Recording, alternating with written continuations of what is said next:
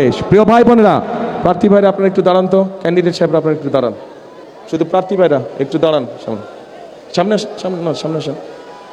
সব এই পাশে নাকি প্রার্থীরা সব এই পাশে দাঁড়ান, দাঁড়া যান, একজনের পর একজন দাঁড়া যান, ধাক্কাধাক্কি করার দরকার নেই তো, একজনের পর একজন দাঁড়া যান, কিউতে দাঁড়া যান, একজন সিনিয়র মানুষ আপনারা ধাক্কাধাক্কি করছেন কেন, শুধু ওই পাশে দাঁড়া যান।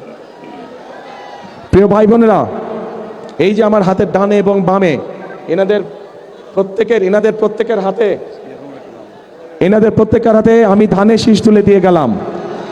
এখন আপনাদের দায়িত্ব হচ্ছে 12 তারিখ পর্যন্ত এদেরকে দেখে রাখা, আর এদের দায়িত্ব হচ্ছে 12 তারিখে ইনশাল্লাহ ভোট দিয়ে যখন আপনারা জিতিয়ে আনবেন, 13 তারিখ থেকে এদের দায়িত্ব হচ্ছে আপনাদেরকে দেখে রাখবে, এরা দেখে রাখবে 13 তারিখ থেকে ইনশাল্লাহ 12 তারিখ পর্যন্ত আপনাদের দায়িত্ব হচ্ছে এদেরকে দেখে রাখা। ঠিক আছে?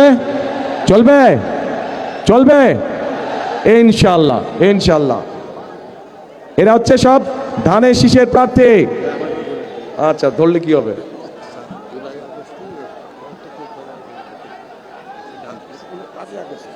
প্রিয় ভাই বোনেরা, আমাদের এই মঞ্চের হাতের বাম পাশে গত জুলাই আন্দোলনে যারা শহীদ হয়েছে বা আহত আছে সেই পরিবারের সদস্যরা এখানে বসে আছে। 71 সালে লক্ষ শহীদের, বসেন আপনারা, ধন্যবাদ, বসেন। 71 সালে লক্ষ শহীদের আত্মত্যাগের বিনয়ে আমরা এই স্বাধীনতা পেয়েছিলাম। ঠিক জুলাই আন্দোলনে এই শহীদ এবং শহীদ পরিবারের যাদেরকে হারিয়েছে তারা এবং যারা আহত হয়েছে তাদের আত্মত্যাগের বিনিময়ে আমরা 71-এ অর্জিত সেই স্বাধীনতাকে 24-এ আমরা রক্ষা করেছি। আসুন আজকে আমরা 8টি প্রতিজ্ঞা গ্রহণ করি। সেই প্রতিজ্ঞাটা হচ্ছে এই জুলাই আগস্টে যারা শহীদ হয়েছে, যারা বিভিন্নভাবে আহত নির্যাতনের শিকার হয়েছে, তাদের ত্যাগ যেন বৃথা না যায়।